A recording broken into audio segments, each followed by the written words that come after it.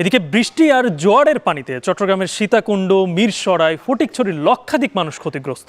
এই বিষয়ে বিস্তারিত জানাতে ইতিমধ্যে যুক্ত হয়েছেন আমার সঙ্গে সহকর্মী হোসাইন জিয়াদ। জিয়াদ, কি অবস্থা? আমরা ফেনীর খবর জানছিলাম, সব থেকে বেশি ক্ষতিগ্রস্ত জেলা হিসেবে এখন বলা হচ্ছে ফেনীকে, কিন্তু মিরসরাই, সীতাকুণ্ড কিংবা ফটিকছড়ি ওই এলাকার বন্যার সার্বিক পরিস্থিতি কেমন দেখছেন? গালিব, মিরসরাই যেটি বলছিলেন যে চট্টগ্রাম জেলা ফেনীর একেবারে লাগোয়া জেলা এবং একেবারে ফেনীর সাথে লাগানো যে উপজেলাটি সেটি মূলত মিরসরাই উপজেলা। ফলে ফেনীতে যে পরিমাণ পানি তার চাইতে কোনো অংশেই কম নয় মিরসরাই যেই লাগোয়া উপজেলাগুলো আছে সেই জায়গাগুলোতে। আমি আছি এখন মিরসরাইয়ের যে 12 নং খৈয়াছড়া ইউনিয়ন, সেই ইউনিয়নের একটি গোভানিয়া একটি গ্রাম।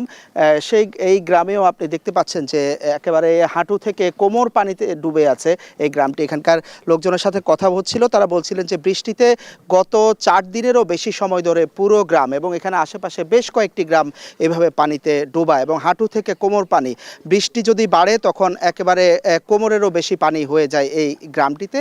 এবং ক্ষতির কথা যদি বলি, এই এলাকাটি সহ আশেপাশের এলাকায় যে বাড়িগুলো রয়েছে, অন্তত এই গ্রামে 300টি বাড়ি, সবার আসবাবপত্র থেকে শুরু করে ফসলি জমি, পুকুর থেকে শুরু করে একেবারে রান্নাবান্নাও একেবারে সবার বন্ধ। চট্টগ্রাম নগরী থেকে শুরু করে একেবারে প্রত্যন্ত যে গ্রামগুলো আছে, উপজেলা কেন্দ্রিক যে গ্রামগুলো, সেই গ্রামগুলো পুরোটাই আসলে এখন বলা যায় যে প্লাবিত। আমরা জেলা প্রশাসনের যে হিসাব সেটি যদি বলি, যে এখানকার যে 3টি উপজেলার কথা বলা হলো, তার বাইরে রাউজান উপজেলা সহ প্রায় এখানকার 31টি ইউনিয়নের 20,000 মানুষ এখন পানিবন্দী জীবন কাটাচ্ছেন গত 4 থেকে 5 দিন ধরে, এবং পানির পরিমাণ কিন্তু ধীরে ধীরে বাড়ছে এখনও পর্যন্ত। এর মধ্যে প্রায় 95,000-এরও বেশি মানুষ পানিবন্দী হয়ে পড়েছেন এবং বলছেন যে প্রায় 232টির মতো আশ্রয় কেন্দ্র খোলা হয়েছে, 123টির মতো মেডিকেল টিম কাজ করছে। আপনি নিশ্চয়ই দেখছেন গ্রামীণ একটি বাড়ির চিত্র, এটি বাড়ির ঠিক উঠোনের যে জায়গাটি থাকে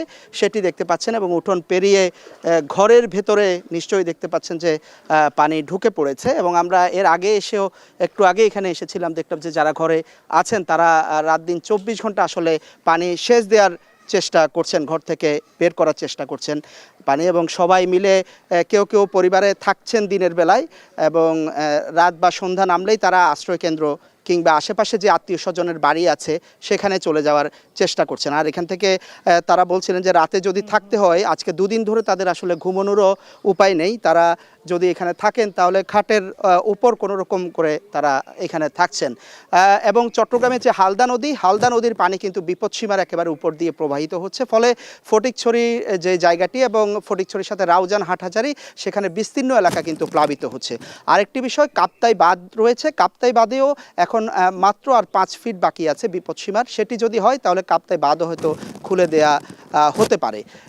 সব মিলিয়ে আসলে বেশ বিপর্যস্ত বন্যায় এবং বৃষ্টির পানিতে পুরো চট্টগ্রাম বিভাগেই বলা যায় এক ধরনের বিপর্যস্ত অবস্থায় আছে। গালিব, আকস্মিক বন্যায় দেশের দক্ষিণ পূর্বাঞ্চলের 8 জেলার নিম্নাঞ্চলে এখন পানির নিচে দুর্বিষহ জীবন পার করছেন সেখানকার মানুষেরা। সেই খবরই জানছিলাম সহকর্মী হোসাইন জিয়াদের কাছ থেকে।